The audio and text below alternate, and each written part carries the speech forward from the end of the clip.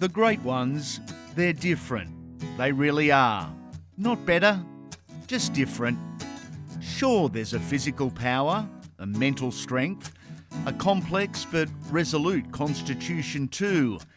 There's a whole lot more than just the measurables.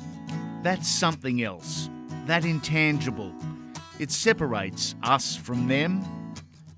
Welcome to the Legends series on Andy Raymond Unfiltered.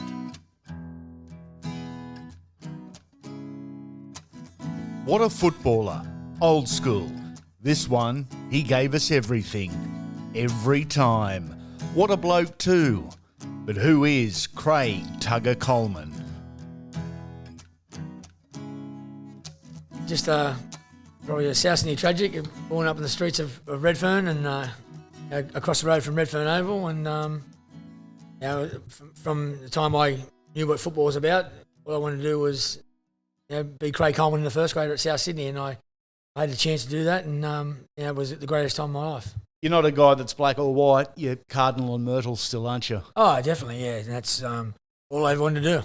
Just, I remember going to the cricket ground as a young boy and sitting in the Sheridan stand, and you used to see them come down the steps. We were first to see them when they come out, and then the crowd would go up as one. And I always said to myself, I'm going to walk down them stairs one day, and I did. I had the pleasure of playing on the SCG, and in the famous colours of South Sydney Rabbitohs, and that was the highlight of my life. Let's get it out of the way early. The nickname Tugger. Who caught you having a crack, or are you still having a run with the young bloke tugging coat story? No, I worked in the council, and a guy called Stan Lynch, I used to give it him all the time, and he used to say to me, you're nothing but a tugger. And it just stuck. It just stuck, and because I always give him a plug every time I get a chance to, and he loves it. But have you had to explain that 100 times over your life? Still now, people who don't know me, how come who caught you? Yeah. Well, my father just told me I should wear boxing gloves to bed, so it might have stemmed from there. Rewinding back to 1982, mate, round 14 and round 22.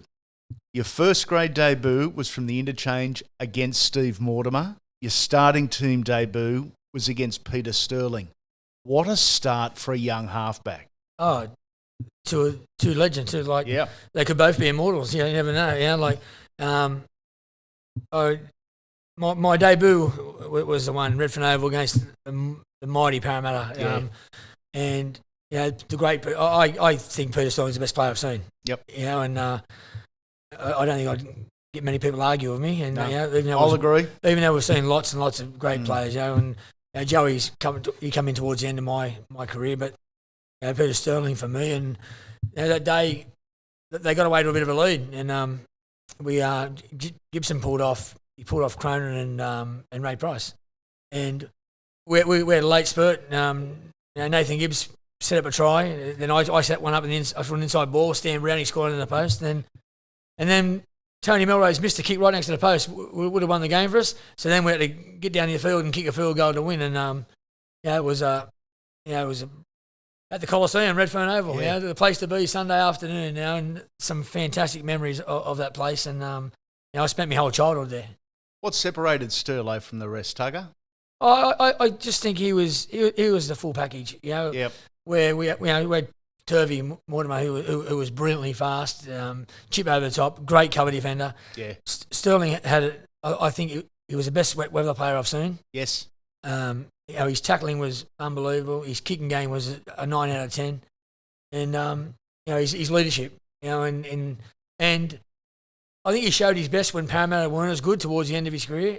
Your debut, were you nervous? Were you excited? Were you comfortable? Were you feeling, what the hell am I doing in first grade? What was it? I knew I was close to getting a start. Bill Anderson, he liked me.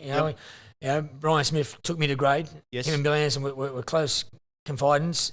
Brian Smith taught me a hell of a lot. I was excited. I was nervous. But I was confident, and I knew one day I was going to get there, and I come a bit early. I was only 19, and it was a day I'll never forget, and to get the win, and I had quite a bit of success against Parramatta, throughout the 80s. Yeah, you did. Now we will go back to 1981. You played 23s. under Brian Smith, who was a very young coach at the time. And I think that may have been the year you won the Premiership. You might have only lost 1 or 2 games all season. It was just an amazing footy side. Yeah, we lost 2. We had Brian Smith. He was way before his time. Yeah. He had. We'll just. I'll never forget. We qualified first, and we had a week off, and we met down. We trained on a Sunday before the game down Mascot Oval. Yep. And he said, if you wear headgear, you wear mouthguard, you bring it to this training, this session now. And I'll never forget. We had the best session ever, and I knew we weren't going to get beat, but. He had a bit on him, the coach. He was his game plan. I still know his game plan now. And Really? And everything. Everything. He taught me. He put me on my way. And then I was lucky to play with football genius Phil Gould in '86, and that was. I learnt 10 years footy in 1 year. What'd you learn off Graham Murray? Because he was the starting halfback that you displaced. Oh, Muzzer was fantastic. He was the original organiser, and he just watching him. But Muzz was unreal. Like, I was a kid, he went and got me a sponsorship, a boot sponsorship. He'd always come and see, and you're doing this wrong, you're doing that right. And great. And at the club after the game, he was the ultimate teammate. He's a great clubman. And South had a really good time with Muzz there. So he wasn't protective of his jersey and saying, "Get this kid away from me"? No, not at all. No, wow. He was fantastic, Graham. A forward pack at the time, in and around that time, that included guys like Peter Tunks, Tony Rampling, Gary Hambley. Is it hard for a young starting halfback early in their career to be vocal and push these old hard heads around a footy field, or did you feel comfortable? No, well, that's... I was very comfortable. I was doing it since I was 10-year-old. Yep. Playing for Waterloo. That was just something. I was a halfback, and I was an organiser, and I was very, very loud. So it's your job. Yeah, it's my job. Yeah, and I'd never shut up. For the whole game. And but as you go along, you get experience, and you know what you're doing. And as I said, I had some really good coaches early on, and when you got good coaches early on, they set you on your way. You started with a bang. You look comfortable from the outset. In the modern day, so much spotlight is on these young men, especially young halfbacks. Do we put too much pressure on young kids that they're growing as footballers, but perhaps more importantly, they're still growing as young men? Yeah, I think the pressure on them is a bit too much. Yep. And when they've played 4 games or something, next thing they've got them winning the Dally M. It's just. It's a tough position. It's different when I played. It's completely different. We done a lot of thinking on the run. Yes. Yeah, we're now there. It's just like a script in a movie. Yeah. We know what they're going to do. We know what they're setting up to do. But the way we learnt along the way when you're playing, and we played what we seen. We went there. If we seen someone in the short side, they had 3 and we had 5, we'd go there. And we're now they're not allowed to move from one side of the field to the other, and that's the thing I don't like, Andy. I think you should let them play. They're wonderful athletes in 2021. We can't doubt that. But I often wonder how many genuine footballers are there, seeing the numbers on the short side, counting numbers, playing what you see as opposed to playing off the script. I think there were more footballers, genuine footballers, back in the day. Well, we were. We were 5 metres. Yeah. We were 5 metres away, and like now they've got 15. Yep. And they're bigger and stronger. And it's more probably brutal in a different way than what we played. Ours was like in the back lane. That's right, it was, wasn't it? And that's why there's another debate here. Cameron Smith, great champion, but Elias is as good as I've seen. I agree. And we're talking about footballers here, and I like. Benny, every scrum, and I know what we done to him. Yes. I know the tactics. Every single scrum we had with Benny, he was going to get one. You know what I mean? And not one, he never complained. All he had done, he'd go and score a try, or he set a try up, or kick a field goal. We'd love to see Elias play on these snooker tables. Yeah. He would have been kicking 40 years ago. But, it's Cameron Smith, a great player again. But it's just, when scrums are scrums, I don't think you would have been kicking 40-20s on Redfern Oval in a quagmire Sunday afternoon. No, exactly right. And I don't know how many of the modern day would last, 3 scrums in the opening 8 minutes with Les Davidson, Ian Roberts, Gary Hambley, Tony Rampling, all headbutting you and uppercutting you in a scrum. I mean, it was just a different game. Oh, exactly. And then roofing the kicking the shins, and then and then the other hooker's still fighting for the ball in your second row. Yeah. Like I remember with Kenny Stewart, like when I was a young kid, because he always used to play in halfback, and we used to practice after training, and he'd like me to throw the ball up around his ribs because they had the loose arm, and he'd just throw it in, because Kenny was quite tall. And Mario liked it on the floor, like just different things. And now they've got halfbacks and wingers in the front row. It wouldn't have happened at all. Crazy. Imagine a winger coming in to face Les Davidson in the front row. Oh, exactly. He would have been knocked out. Oh, well, he wouldn't have come back there. No, he wouldn't have. No. Any elite athlete will tell you it takes more than just being physically fit to be at your best. And our friends at Galaxy Finance can have you at the top of your financial game. From home loans to investments and self-managed super funds, they provide complete solutions. Call Galaxy Finance on 1300 91 7740 and mention you heard it on Andy Raymond Unfiltered to get an obligation-free chat to see how Galaxy Finance can assist you. You'd play finals footy in 84, 86 and 87. It may not have happened quickly, but as a whole, the club was moving in the right direction. Who was the backbone of the club in the mid to late 80s? George Piggins, Yeah. the coach. We love George. When George became coach, Ron Willie was really good, Ron. And he give you a chance if you didn't let him down and you'd done anything to win. Yeah. If you stuffed up, he just pissed you off and got rid of you. Yeah. He wanted you to go above and beyond to win, and that's why he had success when he got Lurch to Manly and and all them good sides. And he had success with us. We were a team of kids in '84. And we played 3 games in 6 days. We beat Norths on the Sunday, backed up Tuesday night, played Canberra, then come out to cricket ground again. We're getting beat 14-0 against Manly. We put the fight on and we turned around and won 22-18. Like, I don't think today's footballers would like to play 3 games in 6 days. No, certainly not. But back in your question, when George coached, he went and got Phil Good. It was like, I thought, you think cocky little bastard, I think I know everything. Yeah. I didn't know a thing. Phil Good didn't speak that much during the off-season because he didn't like the road running. Yeah. He get his own way there. But he said the football's 110 metres by 75. But when he spoke football, we just all listened. And I'll never forget it. We were playing, first game was St George. They the grand finals the year before. Yep. And we're at Borley Park, and he started drawing in the ground. And it's etched in my mind. And then we go, where'd this come from? We just didn't know. We thought we knew football. We were just playing, and we didn't know a thing about it. And Gus was on a different level already. He was just a football genius. It was an encyclopedia. Yeah. And we come out and we beat them 30-something to 6 or something that opening night Redfern Oval. But it was like a horse trainer. Like he knew we're going to play. We'll get through all these young blokes. Yeah, you can see they've got plenty of potential. They've got plenty of go in them, and they'll do what I tell them. You know what I mean? And I remember he always said to me, "When do we play the bullies of the comp, the Bulldogs?" And I was like, "We're about 8 weeks away, so we'll get ready. We'll get ready for them now." And it was Monday night, the Battle of Belmore, and me and Gus, Gus got me in the match that night. He killed him, And that's one of the famous games. Oh yeah, it is. Yeah, Mario gets sin bin twice, and but that was just a feel good masterclass. And as I said, he put us on our way. He gave me 10 years experience in 1 year.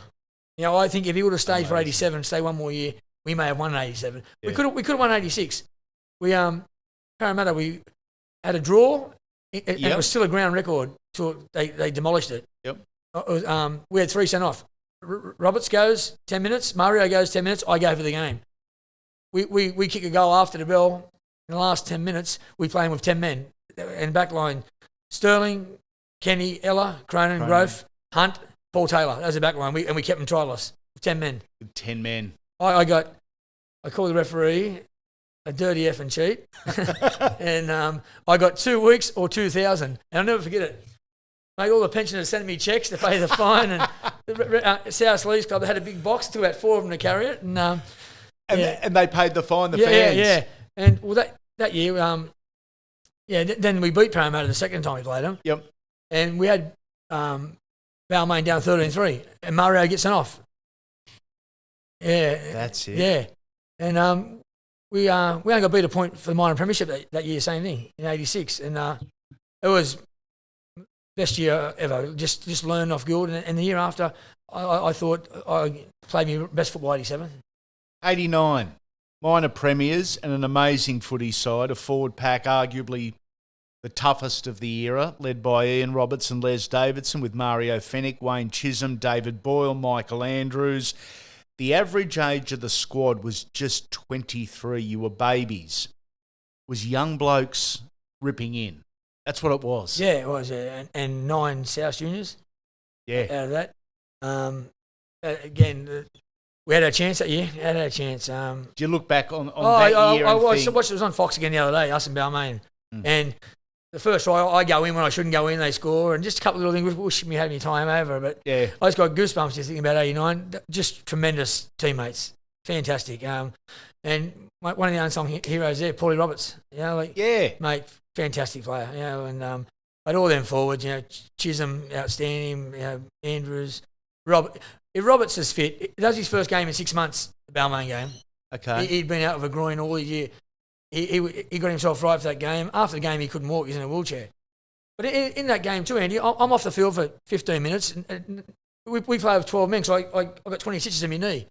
So when Ciro scores, he bumps me, and my whole knee just split. And I'm gone off because you can't replace me in them days. So, and I was only telling Benny and Blocker the other day, and they said, we wonder where you were. Yeah, and you're off getting treatment. Yeah, I got 20 stitches across my knee. Yeah, and so we went to play with 12 men the first 15, 20 minutes till Nathan stitched me up. Yeah. I still giggle at the Paul Sirinen sledging story. Are you going to share it with us? Oh, Ciro, I terrorised Paul Ciro. Here she comes. But he did score that try there, so I'll give him 1 out of 16 years. But fantastic player. Them teams of Balmain, we had that much respect for them. They had the same with us, and we couldn't wait to go and play them at Leichhardt. They couldn't wait to come and play us at Redfern. And throughout from 86 up to 89, we had tremendous battles, and every time we played, it was sold out the semi-final in 15 minutes. And just a fantastic time in life. You did love a chat. You still do. You loved a sledge on the field. Could you afford to with Les Davidson standing behind you? Oh, definitely. That's one of my major stories. We had a deal, me and Les. I done his thinking, he done my fighting. And that's a true story. I'll tell you, because after about 10 weeks, he said, Tucker, I'm having 2 fights every week. I said, yeah, you're getting better. You're going good, Les. Have you seen a tougher player than Les Davidson or a tougher bloke? And Les didn't say a word. Les was actually, all Les ever said was yes and no. Yep, nope. And but when he spoke in the dressing room, he wouldn't say too much, but everyone go, Les, but he led with his actions, same as Mario, Ian Roberts. Like we'll go a long time before we see a forward as good as Roberts as well. But Les had him a bit toey, He put a bit of fear into the opposition. If he whacked you hard, next thing. The other side, they backed off a little bit, Absolutely. Les finished off opponents with his hands back in the day. If we were putting together a highlights DVD of Les's greatest hits, which one gets a run? Oh, he had some beauties, but one that's etched in my mind was Manly, and it was Peter Cullum, his name was. He was debut, and he was mouthing off. It was his debut, and it was the most silliest thing I've ever seen. And he got carried off in the end. Wouldn't he just put one on his chin? Oh, well, Mario pulled his head out of the scrum, and it was a Brookvale Oval, and they carried him off. As they carried him off, I told him, I said, excited, you shut your mouth. Mario's another genuinely tough guy, mentally and physically. And I think we've forgotten how tough Mario was because he plays the comedian on the footy show for so many years, and he's got that sense of humour, and he's a bit of a class clown. Mario was so tough. He was so South Sydney, and I dare say he was the bloke that you guys looked to think, if he's on my team, I'm good to go today. Oh, yeah, and his preparation during that week, his nickname was Test Matches. He wanted to win anything, and but fantastic player. He's a leader. Yep. He led from the front. he put a bit of fear in him too. And, He did. Yeah, and he was. He scored tries when we needed him close to the line. He'd duck under and he'd get out the line and whack him when he had to too. So mate, but they were. Wayne Chisholm was another unsung hero of that team. He didn't get many raps, but we loved him, And as I said, I watched that 89 game again. He was by far the best player in the field. We had a chance to win a comp from 86 to 89. And you don't get many chances, and we stuffed up. We hope you're enjoying the Craig Coleman story. In part 2, we talk retirement, coaching and the heartbreak of South Sydney becoming a Super League casualty. Throughout the month of January, we're giving away 5 Andy Raymond Truckers hats every week. To be in with a chance to win, simply give us a 5-star rating and review on your Apple Podcast app. Screenshot it, then email that to mailbox@andyraymondunfiltered.com.au. Enjoy part 2 of this amazing story, and make sure you come back soon, legends.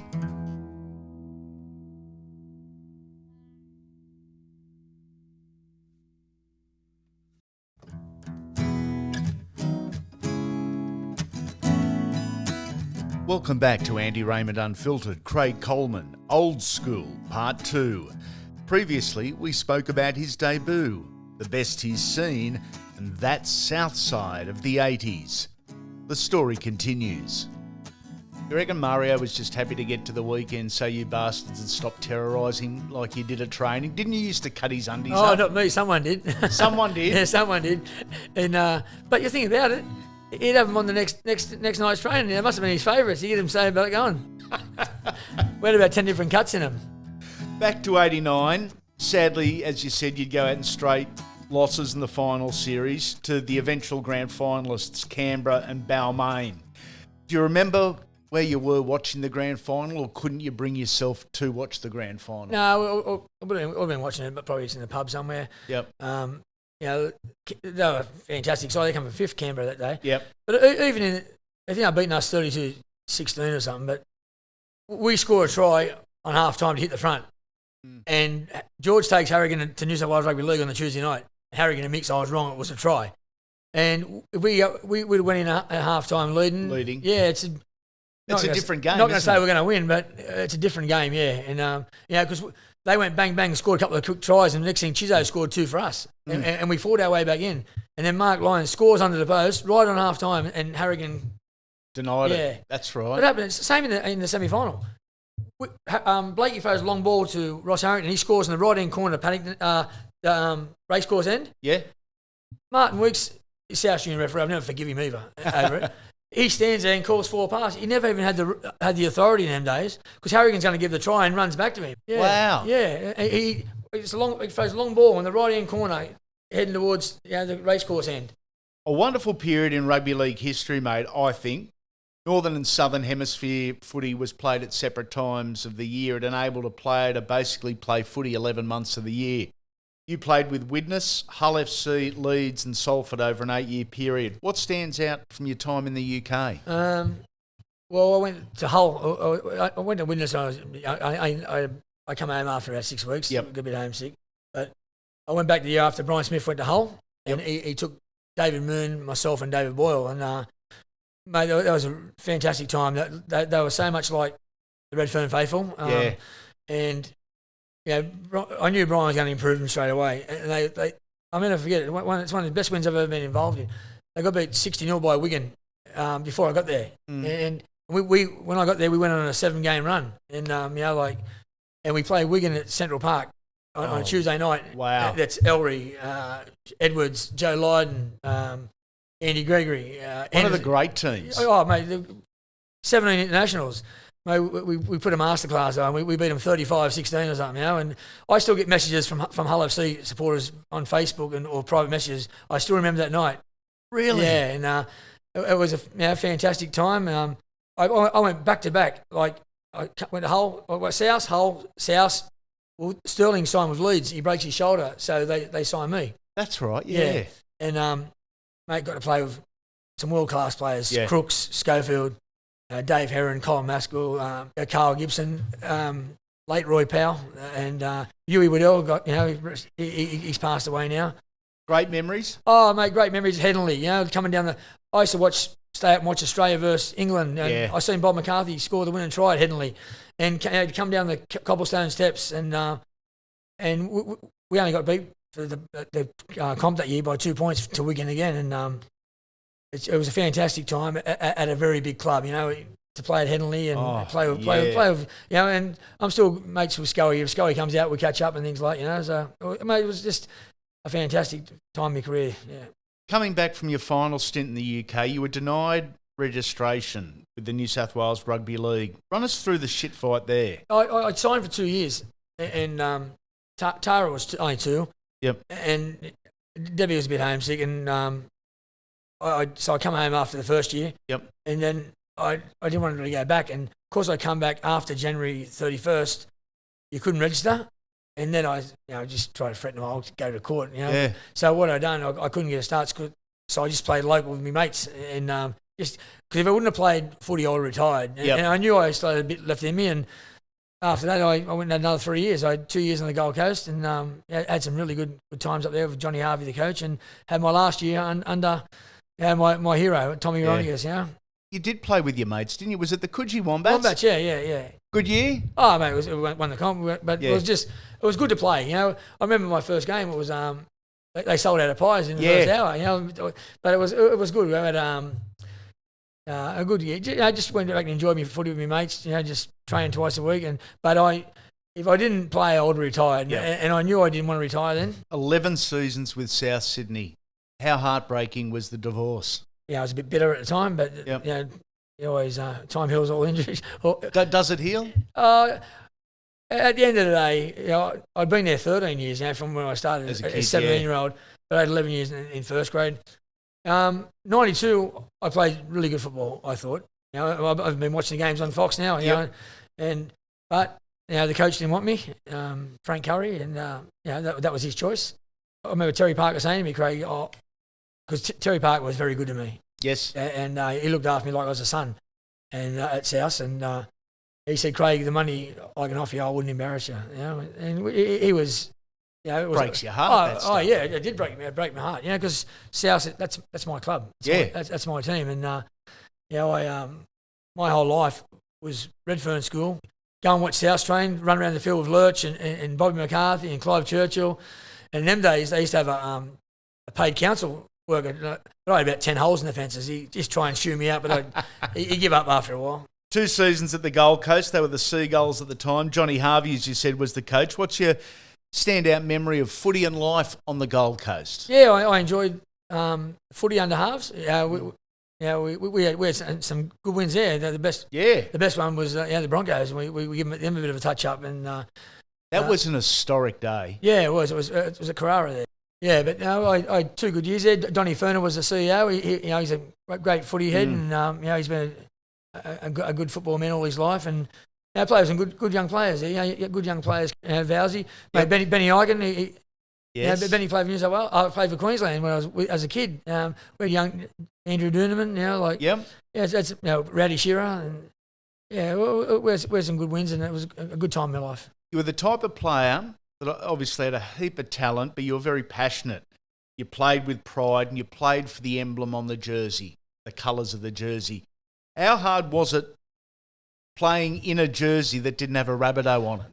Could you still play with the same pride and passion? I was a competitor, and that's who I was. And but South Sydney was everything to me. Yep. And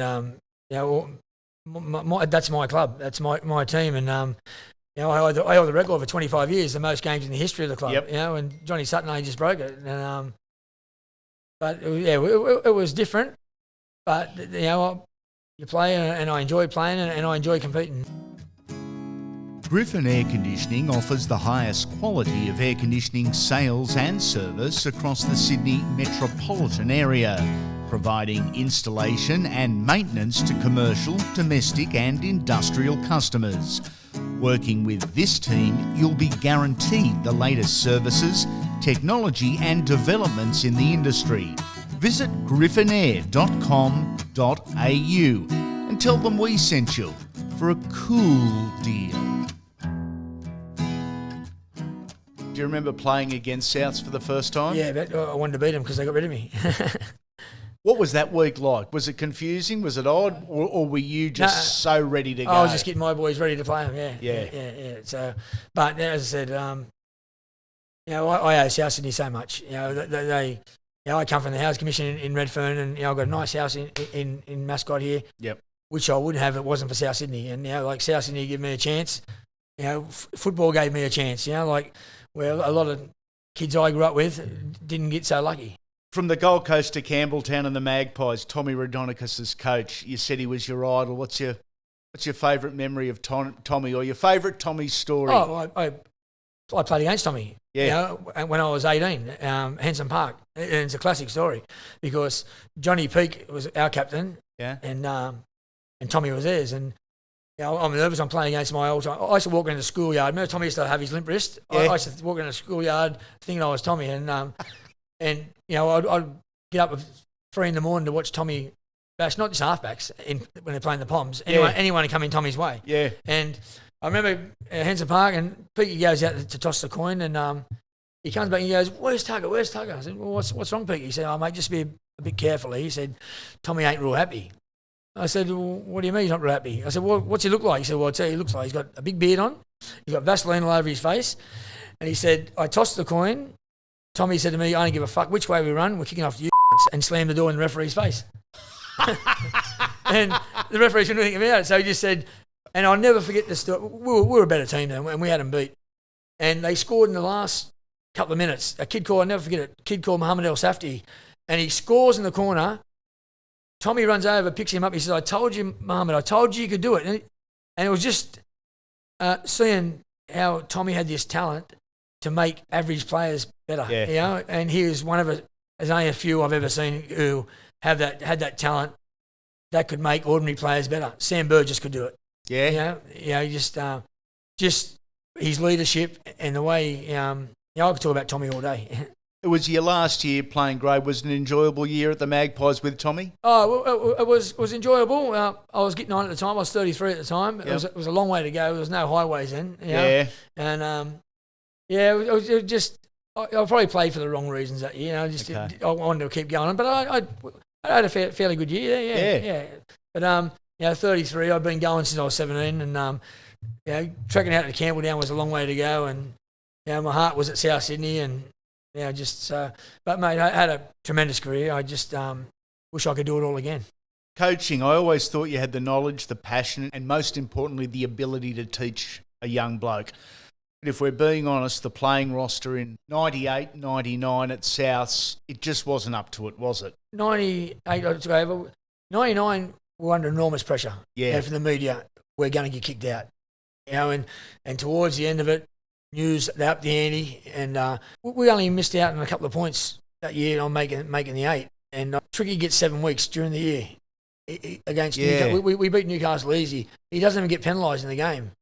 And I think if he wouldn't have got that, we might have snuck in. But they were tremendous to coach. Matty Parsons, Jimmy Smith, Tony Iro. Tony Iro needed a reconstruction after round 1. Just played on the rest of the year. Like Matty Parsons, he got Dally M front row of the year. Yes. Yeah, it's Tricky Trindle was the best player in the comp for a while there. We had a great win against St George on Golden Slipper Day at the SCG. Remember that? Yeah. We ran out of troops towards the end. They give us so much. Justin Lumans, Timmy Brusher. There's some names. Yeah. Yeah. Brett Robble, they were fantastic. But we just ran out of troops. Too many injuries towards the end. 2000, 2001, no South Sydney. It was an incredible time in the world of rugby league on the back of the Super League war.